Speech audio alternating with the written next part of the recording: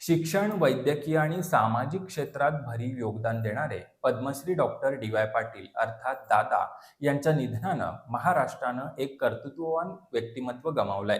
त्यांच्या स्मृतींना अभिवादन करण्यासाठी आज कोल्हापुरात जिल्हा आणि शहर काँग्रेस कमिटीच्या दाभोळकर कॉर्नर इथल्या कार्यालयात सर्वपक्षीय शोकसभा पार पडली.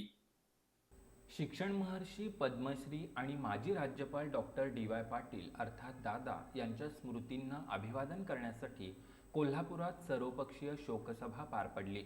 कोल्हापूर जिल्हा आणि शहर काँग्रेस कमिटी दाभोळकर कॉर्नर इथल्या कार्यालयात आयोजित करण्यात आलेल्या या शोकसभेत डॉक्टर डी.वाय. पाटील यांच्या कार्याला उजाळा देत त्यांना भावपूर्ण श्रद्धांजली अर्पण करण्यात आली. या शोकसभेला वैद्यकीय मंत्री हसन मुश्रीफ यांची प्रमुख उपस्थिती होती.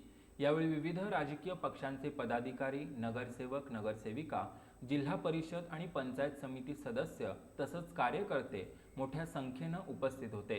Doctor DY. पाटील यांनी शिक्षण, वैद्यकीय सेवा, सहकार आणि सामाजिक क्षेत्रात केलेलं कार्य अतुलनीय असल्याच्या भावना यावेळी व्यक्त करण्यात आल्या.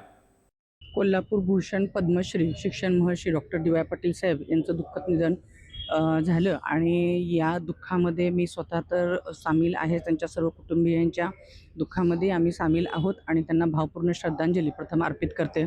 खरं तर शिक्षण काय असावं आणि हे तळागाळातील लोकांसाठीचं असणारं द्योतक एक ध्येय डोळ्यासमोर ठेवून शून्यातून उभा केलेलं विश्व हे केवळ दादानी निर्माण केलं असं म्हटलं तर काही चुकीचं ठरणार नाही. खरं तर आज राज्यपाल म्हणून केलेली कामगिरी असू दे किंवा शिक्षण क्षेत्रातली कामगिरी असू दे, इतकी वाखाणण्याजोगी की आहे की केवळ महाराष्ट्रातच नाही तर देशपातळीवर सुद्धा आदरणीय डी.वाय. दादांचं नाव पोचलेलं आहे. सामान्य कुटुंबातील विद्यार्थ्यांपर्यंत शिक्षणाची संधी पोहोचवण्यासोबतच वैद्यकीय शिक्षण आणि आरोग्य सेवेच्या क्षेत्रात त्यांनी उभारलेलं कार्य आजही अनेकांसाठी प्रेरणादायी आहे, अशा शब्दात त्यांच्या कार्याचं स्मरण करण्यात आलं. दादा हे कसे रांगडे पाटील होते, कसे आध्यात्मिक पाटील झाले, त्यांच्या जीवनाचे अनेक पैलू आहेत. त्यांची दानत आणि नियत ही अतिशय चांगली होती आणि सगळ्या मित्रांना मदत करणं, येणाऱ्या कुठल्याही आपल्या सहकारी संकट आला की त्याला सहकार्य करणं, हे काम त्यांनी आजीवन केलं.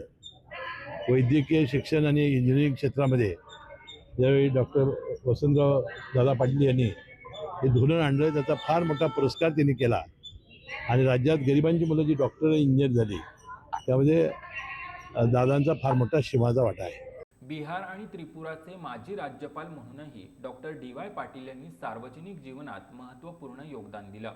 त्यांच्या निधनानं कोल्हापूरच्या सामाजिक, शैक्षणिक आणि राजकीय क्षेत्रात मोठी पोकळी निर्माण झाल्याची भावना यावेळी व्यक्त करण्यात आली. शोकसभेच्या निमित्तानं सर्वपक्षीय नेत्यांनी आणि कार्यकर्त्यांनी एकत्र येत डॉक्टर डी.वाय. पाटील यांच्या स्मृतींना आदरांजली वाहिली.